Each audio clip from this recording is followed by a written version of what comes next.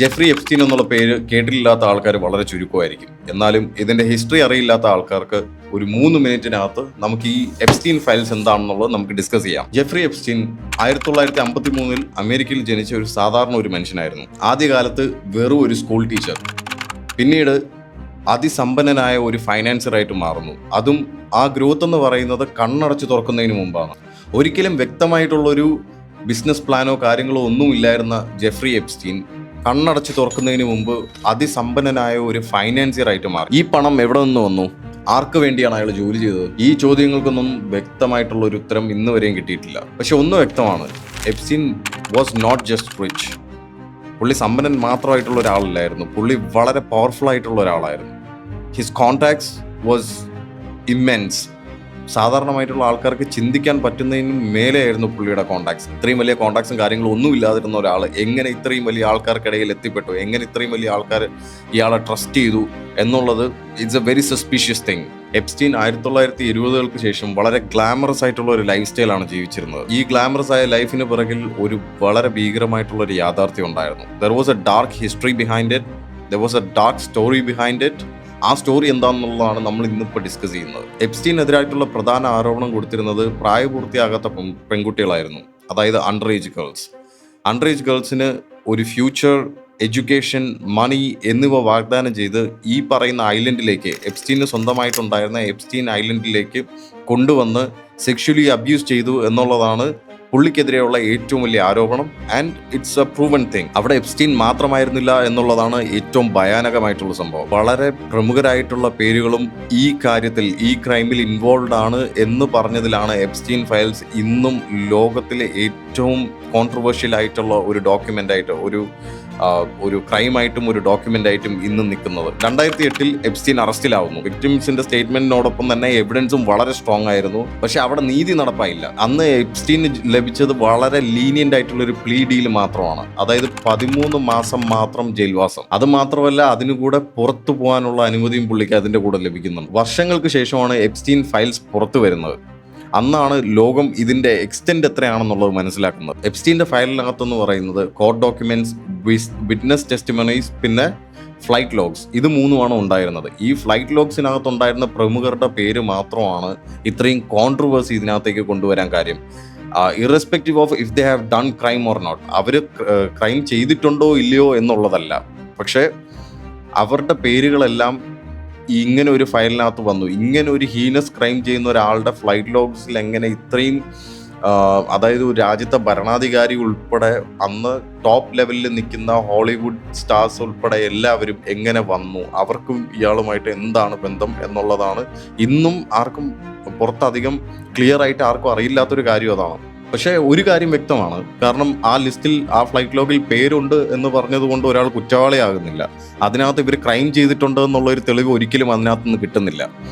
But then again, why this secrecy? ഇത്രയും വലിയ secrecy എന്തിനാണ് അതിന് കൊടുക്കുന്നത്? അവിടെയാണ് ആ ഒരു സംശയം ആൾക്കാർക്ക് വരുന്നത്. കാരണം if you have not done something wrong, then why should you be afraid?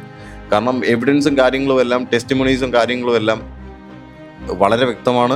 ഈ അണ്ടർ ഏജ് ഗേൾസ് ആണെങ്കിൽ അവർ പറയുന്ന കാര്യങ്ങൾക്കെല്ലാം അവർക്ക് വ്യക്തമായിട്ടുള്ള തെളിവുകൾ കൊടുക്കാനും പറ്റിയിട്ടുണ്ട്. So if you have not done crime, then what is the problem? അവിടെ നടന്നിരുന്ന കാര്യങ്ങൾ, ഇറ്റ്സ് നോട്ട് ജസ്റ്റ് അബ്യൂസ്.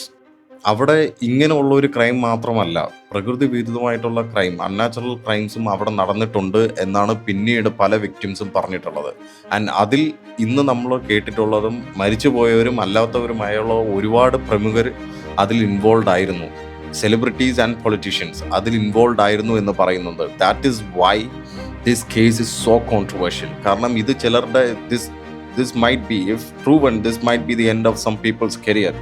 നമ്മൾ അതും വളരെ ഇൻഫ്ലുവൻഷ്യൽ പേരൊക്കെയാണ് നമ്മൾ കേൾക്കുന്നത്. Even Donald Trump, Michael Jackson, Steven Hawkings, ഇവരൊക്കെ ചെയ്തിരിക്കുന്ന കാര്യങ്ങൾ and rumours of it, there are like lots of rumours of it. അവർ ചെയ്തിരിക്കുന്ന കാര്യങ്ങൾ എന്താണ് എന്ന് നമുക്ക് പുറത്ത് പറയാൻ പറ്റാത്ത രീതിയിലുള്ള കാര്യങ്ങൾ വരെ ഇതിനകത്ത് പറയുന്നുണ്ട്. സോ 2019 എപ്സ്റ്റീൻ വീണ്ടും അറസ്റ്റിലാവുന്നു. ഈ സമയത്ത് ലോകത്തിനൊരു പ്രതീക്ഷ ഉണ്ടായിരുന്നു, ഓക്കെ ഇനിയെങ്കിലും സത്യങ്ങൾ പുറത്തു വരുമെന്ന്. പക്ഷേ ട്രയൽ നടക്കുന്നതിനിടയിൽ തന്നെ എപ്സ്റ്റീനെ ജയിൽ സെല്ലിനകത്ത് മരിച്ച നിലയിൽ കണ്ടെത്തി. So it's not an easy thing. America പോലുള്ള ഒരു സ്ഥലത്ത് അങ്ങനെ ഒരു ജയിലിനകത്ത് അത്രയും ഹൈ സെക്യൂരിറ്റി, ഹൈ കോൺട്രവേഴ്ഷ്യൽ കേസിന്റെ ട്രയൽ നടക്കുന്ന ഒരു സമയത്ത് ഇത്രയും ഹൈ സെക്യൂരിറ്റി പ്രിസണെന്ന് ഒരാൾ അതിനകത്ത് മരിച്ചു കിടക്കുന്നു and he has committed suicide എന്ന് പറയുന്നത് വളരെ it's a very strange thing. So ഇത് ആൾക്കാർക്കിടയിൽ അവർ വളരെ ലൂസായിട്ട് നമ്മൾ ഈ മൂവിയിലൊക്കെ കാണുന്നത് പോലെ അവർ ജസ്റ്റ് ഇതൊരു സൂയിസൈഡായിട്ട് അക്സെപ്റ്റ് ചെയ്യാൻ അവർ തയ്യാറല്ലായിരുന്നു. ആൻഡ് ഈവൻ കുറച്ച് ബുദ്ധിയുള്ള ആൾക്കാർക്ക് ചിന്തിച്ച് നോക്കാൻ പറ്റും എന്തുകൊണ്ടാണ് ആ മരണം നടന്നതെന്നുള്ളത്. And it's clearly evident that there is someone who is behind it. അന്ന് അവിടുത്തെ ഗാർഡ്സ് ഇതിന് കൊടുത്ത എക്സ്പ്ലനേഷൻ എന്ന് പറയുന്നത് അന്ന് ഗാർഡ്സ് ഉറങ്ങുകയായിരുന്നു, cameras are not working, footage is missing, ഇങ്ങനെ കുറേ ന്യായങ്ങളാണ് അവിടുത്തെ ഗാർഡ്സ് പറഞ്ഞിരുന്നത്. So that means that highly influential people were involve in this. അന്ന് ലോകം ഒറ്റക്കെട്ടായിട്ട് പറഞ്ഞൊരു കാര്യമുണ്ട്, Jeffrey Epstein didn't kill himself. വിക്ടിംസിനെ മറന്ന് പവറിനെ മാത്രം സംരക്ഷിച്ച ഒരു സിസ്റ്റം, അത് മാത്രമായിരുന്നു എപ്സ്റ്റീൻ ഫയൽസ് നമുക്ക് കാണിച്ചു തന്നത്. ജെഫ്രി എപ്സ്റ്റീൻ മരിച്ചു, പക്ഷെ ഒരു കാര്യം മാത്രം വ്യക്തമാണ്, ഈ ഫയൽ മൊത്തം പുറത്ത് വരാതെ ഈ കേസിന് ഒരിക്കലും ഒരു എൻഡിങ് ഉണ്ടാവില്ല. And in order to do that വളരെ സ്ട്രോങ് ആയിട്ടുള്ള ഒരു നിലപാടെടുക്കുന്ന ഒരാൾ ആ ഡോക്യുമെന്റ്സ് മൊത്തം പബ്ലിക്ലി റിലീസ് ചെയ്താൽ മാത്രമേ അതിനൊരു അന്ത്യം ഉണ്ടാവുള്ളൂ. ആൻഡ് ഇപ്പോഴും ജീവിച്ചിരിക്കുന്ന ഒരുപാട് ഇൻഫ്ലുവൻഷ്യൽ പൊളിറ്റിക്കൽ സെലിബ്രിറ്റീസ് ആയിട്ട് നിൽക്കുന്ന ആൾക്കാരുടെ പേരുകളെല്ലാം ഇന്നും ആ ഫയലിലുള്ളത് കാരണം ഇതെല്ലാം പുറത്ത് പൂർണ്ണമായും വരുമോ എന്നുള്ള കാര്യം നമുക്ക് വളരെ it's doubtful. So basically ഇത്രയാണ് എപ്സ്റ്റീൻ ഫയൽസ്. വളരെ ചുരുക്കി പറയുന്നെങ്കിൽ ഇത്രയും മാത്രമേ ഉള്ളൂ. And maybe I will do another video in a very detailed way. കുറച്ചുകൂടെ ഡീറ്റെയിൽഡ് ആയിട്ട് കുറച്ചുകൂടെ ഡീറ്റെയിൽസ് ആഡ് ചെയ്തുകൊണ്ട് ഞാൻ ചിലപ്പോൾ ഒരു വീഡിയോ കൂടെ ചെയ്യും. സോ എനിവേസ് എന്തെങ്കിലും കമൻറ്റ്സ് ഉണ്ടെങ്കിൽ നിങ്ങൾ കമൻറ്റ് ചെയ്യുക. If you guys know anything more about എപ്സ്റ്റീനെ കുറിച്ച് കൂടുതൽ നിങ്ങൾക്ക് എന്തെങ്കിലും അറിയാമെന്നുണ്ടെങ്കിൽ നിങ്ങൾ കമൻറ്റ് ബോക്സിൽ മെൻഷൻ ചെയ്യുക. That's it. I'll see you guys next time. Bye.